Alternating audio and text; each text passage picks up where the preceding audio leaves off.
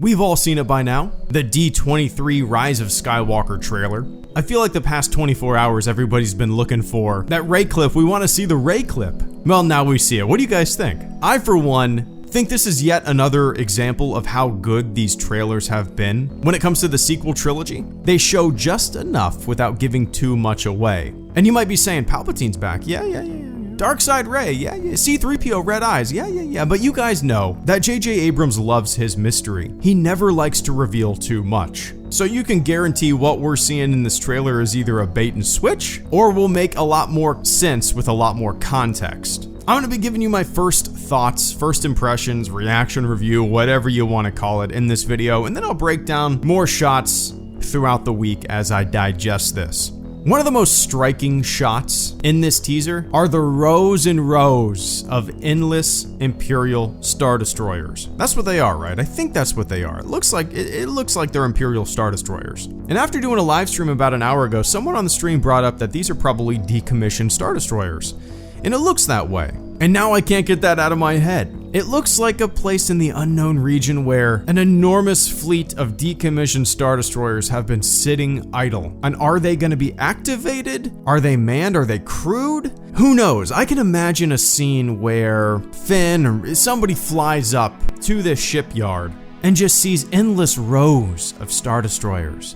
I don't know how that'll come into play, but I just love the visual of this. It doesn't look like they're activated when we see them, but who knows what's gonna happen to them. I just love the visual. That's all we have to go by right now, the visual, and I think it's striking. It is an incredibly holy shit moment. The scale and scope of this film, unless this is another bait and switch, seems to be enormous. And if this is not a bait and switch and these are actually active Star Destroyers, the road ahead of our heroes seems to be paved with a lot of oh shit. Now, C-3PO with red eyes reminded me of Last Shot. If you've read Last Shot, there's a device. I don't want to give away too much if you guys haven't read it. If you haven't read it, please read it. It's a really fun read.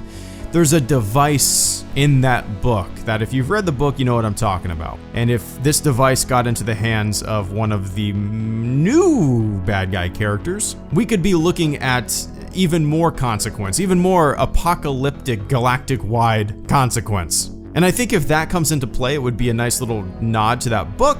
I don't know if it is going to come into play, because a lot of the times, you know, I've always said this, Star Wars movies are usually pretty simple. They don't require a lot of need to have a lot of knowledge of non-film material. They often don't require a lot of exposition, and they don't really introduce a lot of new things right off the bat, if that makes sense to the general audience. But if that device comes into play in this movie, I think I'll have a big smirk on my face because I love the way it was implemented in that book, and I loved the overall idea of it, and I kind of hope we see it come into play here.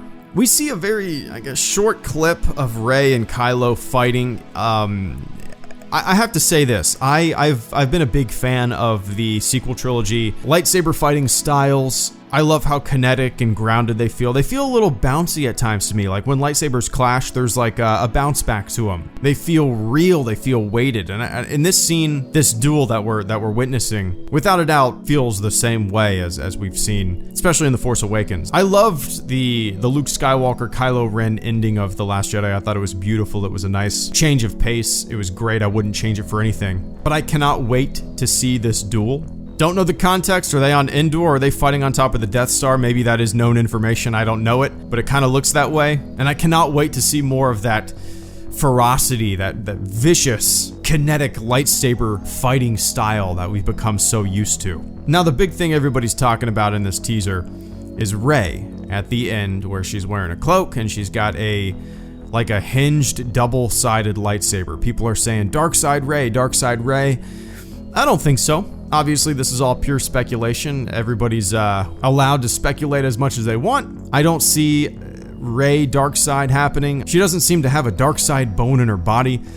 Who knows, maybe over the past 2 years since the end of The Last Jedi, when this movie takes place, she's had a minor change of heart or she's learned some things. I don't know, but to me, there's 4 possibilities here, and I'll start with the one that I think is most likely. This is probably a vision that Rey has, very similar to Luke's vision on Dagobah, where he sees his face in the Darth Vader helmet. I think that's the most likely case for this scene. Another possibility is a clone. I just don't see that happening. Another possibility is some kind of mind control. I don't see that happening as well. And another possibility, you know, remember at the end of one of the Matrix movies where the architect is there explaining things, explaining all the different paths, explaining all the different times this same scenario has happened. We could have a scene like that where maybe Palpatine or someone is explaining, hey, there's many paths. This is the one you've chose to go down this time.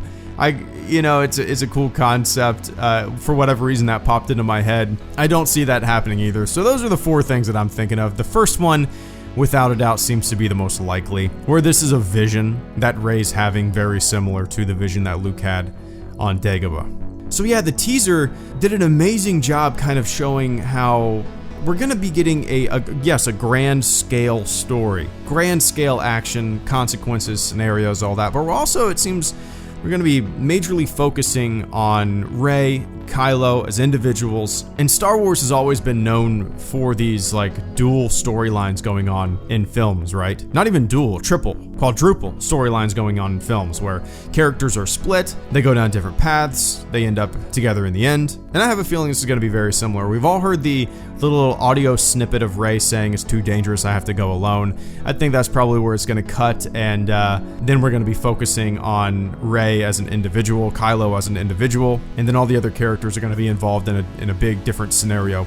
So yeah, this was kind of the perfect little teaser trailer. It was extremely short. It was way shorter than I was expecting, at least when you fast forward past all the stuff that they put before the new stuff. And I like it. I like that it's short. It doesn't reveal too much. We get a nice taste, a nice tease. And as I've said before, J.J. Abrams and crew, they're known for not revealing too much. They're lock and key with their mystery box. And I think all of the speculation, all of my guesses, all of everyone's guesses are probably wrong, and we're in for a bit of a surprise. At least I hope so. I like surprises.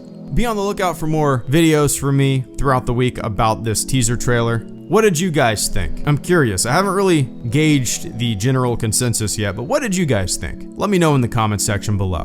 HelloGreedo, out.